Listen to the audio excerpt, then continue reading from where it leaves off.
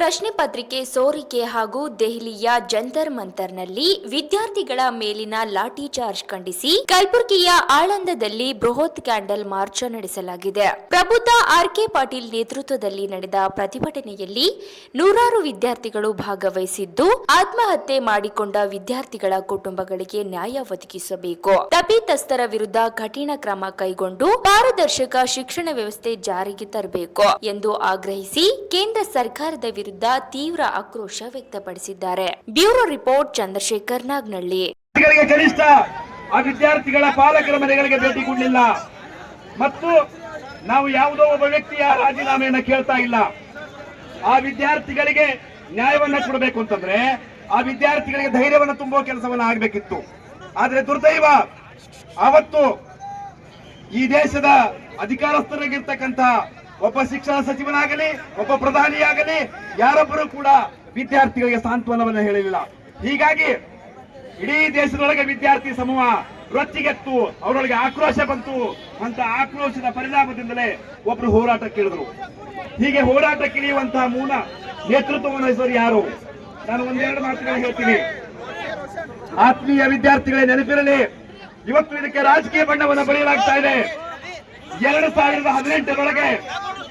2018ರೊಳಗೆ ಸೋನಂ ವಾಂಗ್ಚುಕ್ ಎನ್ನುವಂತವರು ಈ ಇಡೀ ಅಂತಾರಾಷ್ಟ್ರೀಯ ಮಟ್ಟದ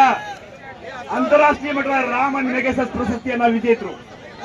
2018ರೊಳಗೆ ಅವರು ಆ ಪ್ರಶಸ್ತಿಯನ್ನ ಪಡೆದಾಗ ಇಡೀ ಭಾರತ ಸಂಭ್ರಮಿಸಿತ್ತು. ಅವತ್ತು ಕೇಂದ್ರದಲ್ಲಿರುವಂತಹ ಸರ್ಕಾರ ಅವರ ಪ್ರಶಸ್ತಿಗೆ ಗುಣಗಾನವನ್ನು ಮಾಡಿತ್ತು, ಹೊಗಳಿತ್ತು. ಆದ್ರೆ ಅಂತ ವ್ಯಕ್ತಿ ಪ್ರಶಸ್ತಿಯನ್ನ ಪಡೆದ ಅವರನ್ನ ಇವತ್ತು ದೇಶದ್ರೋಹಿ ಅಂತ ಹೇಳಲಾಗ್ತಾ ಇದೆ. ಅವರನ್ನ ಇವತ್ತು ಚೀನಾದಿಂದ ಬಂದಂತವರು ಅಂತ ಹೇಳಲಾಗ್ತಾ ಇದೆ. ಯಾಕೆ ಅಂತಂದ್ರೆ, ನೆನಪಿರಲಿ ವಿದ್ಯಾರ್ಥಿಗಳೇ, ನಮ್ಮ ಸೋನಂ ವಾಂಗ್ಚುಕ್ ಉಪವಾಸ ಕುಳಿತಿರ್ತಕ್ಕಂಥ ವ್ಯಕ್ತಿ ಜಮ್ಮು ಕಾಶ್ಮೀರ್ನ ಲಡಾಖ್ ಪ್ರದೇಶದಿಂದ ಬರ್ತಕ್ಕಂಥವರು. ಆ ಲಡಾಖ್ ಪ್ರದೇಶ ಸುತ್ತಮುತ್ತ 30ಕ್ಕೂ ಕಡಿಮೆ ಇರುವಂತಹ ಅತಿ ಹೆಚ್ಚು ಕಡಿಮೆ ತಾಪಮಾನ ಹೊಂದಿರತಕ್ಕಂಥ ಏರಿಯಾ. ಆ ಏರಿಯಾದೊಳಗೆ ವಾಂಗ್ಚುಕ್ ಏನ್ ಮಾಡಿದ್ದ ಸಾಧನೆ ಅಂತಂದ್ರೆ ಒಂದಲ್ಲ 3 ಸಾಧನೆ ಹೇಳ್ತೀನಿ.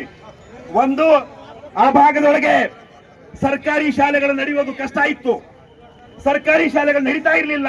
ಕಾರಣ ಏನಂತಂದ್ರೆ ವರ್ಷದ 3 ತಿಂಗಳು ಮಾತ್ರ ಶಾಲೆ ನಡೀಬೇಕಿತ್ತು. ಯಾಕೆ ಅಂತಂದ್ರೆ ಕೇವಲ ಬ್ಯಾಸಿಯೊಳಗೆ ಶಾಲೆ ನಡೆಸಬೇಕು, ಚಳಿಗಾಲ ಬಂದ್ರೆ ಮಂಜುಗಡ್ಡೆ ಆವರಿಸ್ತದೆ. ಇಂತಹ ಒಂದು ಲಡಾಖ್ ಪ್ರದೇಶದೊಳಗೆ ಸೋನಂ ವಾಂಗ್ಚುಕ್ ಅವರು 1900 ಈ ಶತಮಾನದ ಕೊನೆಗೆ ಅಂದ್ರೆ 2000 ವರ್ಷದೊಳಗೆ ನಾವು ನೋಡ್ತಾ ಇದ್ವಿ. ಆ ಭಾಗದೊಳಗೆ ಬೇಸಿಗೆಯಲ್ಲೂ ಶಾಲೆ ನಡೀಬೇಕು ಅಂತ ಹೇಳಿ ಅಲ್ಲಿ ಬೇಸಿಗೆ ಶಾಲೆಗಳು ನಡೀಬೇಕು ಅನ್ನೋ ಕಾರಣ ಇಷ್ಟೊಂದು ಯುವಕರು ಸೇರಿ ಈ ಅರ್ಪಿಸ್ತೀವಿ.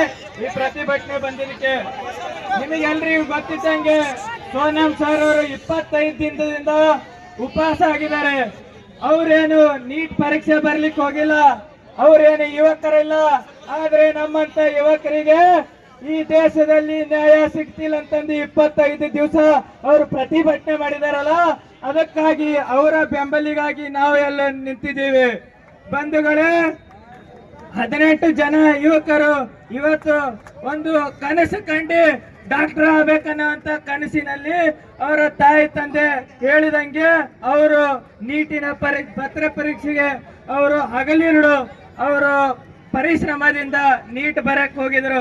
ಆದರೆ ಇದು ಒಂದು ಹೋರಾಟ ಅಲ್ಲ, ಇದು ಒಂದು ನೋವಿನ ದುಃಖತಿಗೆ ನಾವು ಇಲ್ಲೆಲ್ಲರೂ ನಿಂತಿದ್ದೀವಿ. ಬಂಧುಗಳೇ, ಇವತ್ತು ಆ 18 ಮಕ್ಕಳ ಒಂದು ಭವಿಷ್ಯವನ್ನು ಹಾಳು ಮಾಡಿದ ಈ ಕೇಂದ್ರ ಸರ್ಕಾರ ಹಾಗೂ ಈ ಅಧಿಕಾರಿಗಳು ಇವತ್ತು ಗಾಂಧೀಜಿ ಅವರು ಒಂದು ಮಾತು ಹೇಳ್ತಾರೆ, ಹರಿದಿದ ಬಟ್ಟೆ ಹಾಕೊಂಡ್ರೆ ಪರವಾಗಿಲ್ಲ, ಕೈಯಲ್ಲಿ ಒಂದು ಪುಸ್ತಕ ಇರಲೇಬೇಕು ಅಂತ. ಇವತ್ತು ಇಂಥ ಒಂದು ಸಂದೇಶ ಹರಡಿದ ಈ ದೇಶದ ಮಹಾನ್ ವ್ಯಕ್ತಿತ್ವ ಇವತ್ತು BR ಅಂಬೇಡ್ಕರ್ ಅವರು, ಗಾಂಧೀಜಿ ಅವರು, ಸುಭಾಷ್ ಚಂದ್ರ ಬೋಸ್ ಅವರು ಎಲ್ಲರ ಹಾಕೊಟ್ಟಂತ ಮಾರ್ಗದಲ್ಲಿ ನೀವು ನಡೀತಿದ್ದೀವಿ. ಇವತ್ತು ಒಂದು ಮಕ್ಕಳಲ್ಲಿ ಭಯ ಹುಟ್ಟುತ್ತಾ ಇದೆ. ಇವತ್ತು ನೀಟ್ ಪರೀಕ್ಷೆಗೆ ಹಿಂಗಾಯ್ತು, ಮುಂದೆ CET ಬರುವಾಗ, IAS ಬರೆಯುವಾಗ ಅಥವಾ ಬೇರೆ ಯಾವುದೋ ಒಂದು ಎಕ್ಸಾಮಿಗೆ ಹೋಗ್ಬೇಕಂದ್ರೆ ಭಯ ಬರ್ತಾ ಇದೆ. ನಾನು ಹೆಂಗ್ ಹೋಗಿ ಎಕ್ಸಾಮ್ ಬರೀಲಿ, ಈ ಪತ್ರ ಪರೀಕ್ಷೆನೆ ಲೀಕ್ ಆಯ್ತಂದ್ರೆ ಮುಂದಿನ ದಿವಸದಾಗ ನಾ ಹೆಂಗ್ ಬರ್ಲಿಕ್ಕೆ ಸಾಧ್ಯ ಆಗ್ತದೆ ಅಂತಂದು ಇಂಥ ಒಂದು ಪರಿಸ್ಥಿತಿಯಲ್ಲಿ ನೀವು ಎಲ್ಲರೂ ಸೇರಿದ್ದೀವಿ. ಮುಂದಿನ ದಿವಸದಲ್ಲಿ ಇನ್ನು ಏನಾದರೂ ಯುವಕರ ಮೇಲೆ ದೌರ್ಜನ್ಯ ಆಯ್ತಂದ್ರೆ ಆಳಂದಿನ ಯುವಕರು ನಾವು ಡೆಲ್ಲಿಗೆ ಬರ್ತೀವಿ ಅನ್ನೋಂತ